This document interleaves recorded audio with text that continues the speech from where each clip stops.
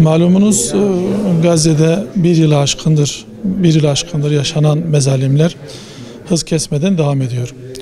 Bu mezalimlikler özellikle İsrail'in vahşi saldırıları neticesinde Gazze'li kardeşlerimizin çok büyük bir sorun ve sıkıntıyla karşı karşıya kalmalarına neden olmaktadır. Bu zulmün unutulmaması gerekiyor. Çünkü bizim Gazze ile ilgili hassasiyetimiz inancımızdan kaynaklanmaktadır. Bu bir inanç meselesidir. Sınırlarımız inançlarımız çerçevesinde çizilmelidir. Her Müslümanın bu bilinçte olması ve özellikle Gazze'de yaşanan bu soykırımı unutmaması, bu amaçla gerçekleştirilen etkinliklere destek vermesi inancının bir gereğidir aynı zamanda.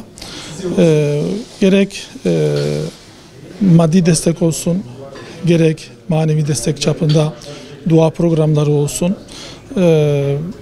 Gazze'li kardeşlerimizi hiçbir zaman göz ardı etmememiz ve onlarla ilgili hassasiyetlerimizi sonuna kadar bizim devam ettirmemiz gerekiyor. Bu hususta bir çağrı yapıyorum sizin kararınızla. Her Müslümanın bu hassasiyeti artırarak devam etmesini arzuluyoruz. Bir yılı aşkındır. Malumunuz Gazze'de katliamlar devam ediyor.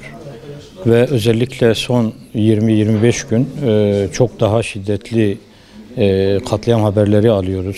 Özellikle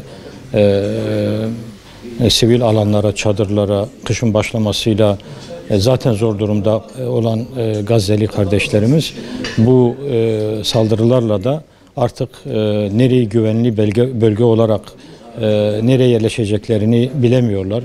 Bu konuda hakikaten her geçen gün yaşam şartları artıyor. Özellikle bizlerin İsrail'in bu pervasız katliamları karşısında daha duyarlı olmamız gerekiyor.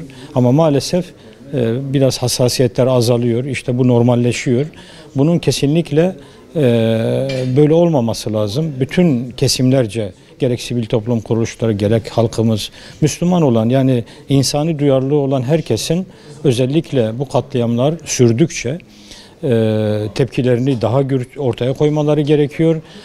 İnsani ihtiyaçlar çerçevesinde de yardımlarını kesinlikle artırarak devam ettirmesi gerekiyor. Özellikle boykot kısmına da yine aynı seviyede ısrarla sürdürmemiz gerekiyor ki kardeşlerimize bir nebze olsun ihtiyaçlarına destek olalım, yaralarına merhem olalım ve bu konuda onlara yardım edelim. Gazze'yi unutmayalım, unutturmayalım.